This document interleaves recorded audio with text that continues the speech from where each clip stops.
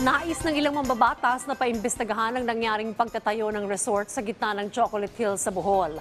Ang pamahalaang panlalawigan naman ng Bohol, binigyang diin na dapat nakaayon sa patakarang ipinapatupad sa Chocolate Hills bilang isang UNESCO Global Geopark. Si Rod Lagusad sa report.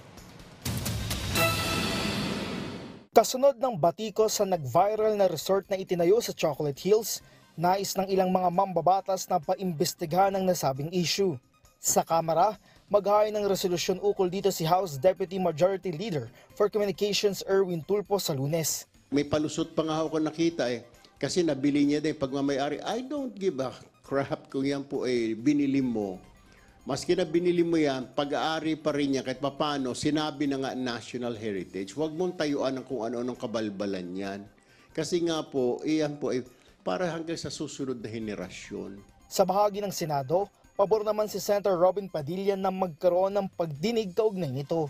Nag-forward ako kay Ma'am Nancy. Siya yung sa tourism. So, sana magkaroon ng pagdinig. Kasi kailangan natin madinig kung ano yung mga tiga-Bohol. Kasi sila nag-approve nun Naupakan na nga yung mga barangay captain, kawawa din. Pakinggan natin sila. Para sa akin, reserve area yun. Diba? Parang karoon ng swimming pool, parang hirap imaginein, boss. Pero siyempre, kailangan natin pakinggan yung mga taga-Bohol. Lugar nila yun. Dahil kung tatanungin ng probinsya, minimal na development lang ang nais nila. Sa viewing lang, no? For viewing lang. Kasi we have environmental laws naman we have NIPAS Act, we have environmental laws for the preservation and conservation of our heritage sites, no? The Chocolate Hills. So, kailangan ang DNR should religiously and seriously enforce that. Binigyan din ng probinsya na dapat nakaangkla ang mga pulisiyang ipatutupad sa Chocolate Hills bilang isang UNESCO Global Geopark.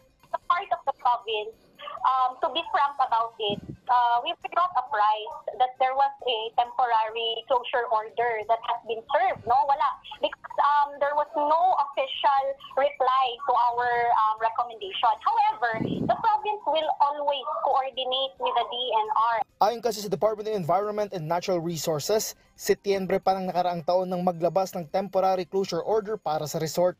Una nang sinabi ng resort na susunod sila sa DNR kaugnay ng temporary closure order. At habang sarado, magpapatupad naman ng resort ng iba't ibang inisyatiba para mas maging sustainable ang kanilang resort habang ito ay sarado. Humingi din ng paumanhin ang resort sa publiko at anila kaysa sila sa pagkakaroon ng isang sustainable resort sa hinaharap. Una nang binawi ng lokal na pamahalaan ng Sagbayan Bohol ang business permit ng resort.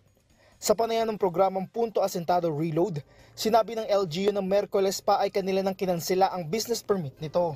We have not received any official copy of the temporary closure order ng DNR. We have just learned it actually from social media na meron na palang temporary closure order. Sa amin kasi, upon learning that there is now a temporary closure order, in 2023, sana kung meron lang kaming kopya noon.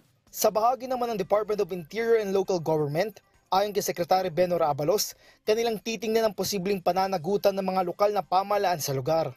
At kung sakaling may makitang kapabayaan o irregularidad sa bahagi ng mga lokal na opisyal na may responsibilidad na pangalagaan ng kanilang nasasakupang lugar, ay hindi sila mag-aatubiling maghain ng kaso laban dito.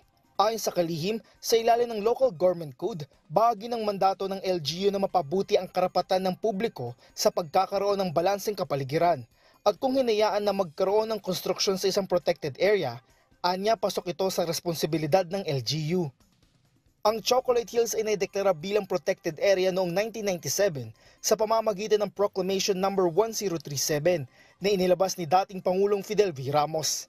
Rod Lagusad, para sa Pambansang TV sa Bagong Pilipinas.